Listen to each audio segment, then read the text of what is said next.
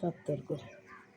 এবার একটা অপরাজিতার চারা লাগিয়েছিলাম, সেটা সুন্দর করে বাড়ছে, এটা বাড়ছে। এবার আর একটা ডালে অ্যালোভেরা লাগাবো, দিয়ে এখানে গুঁজে দেবো।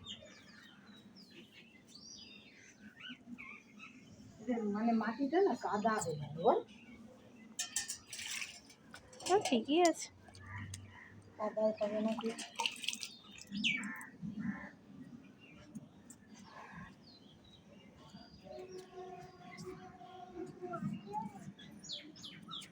এটা ওই গাছেরই ডাল, এই অ্যালোভেরার চারা দিয়ে এটাই লাগাবো।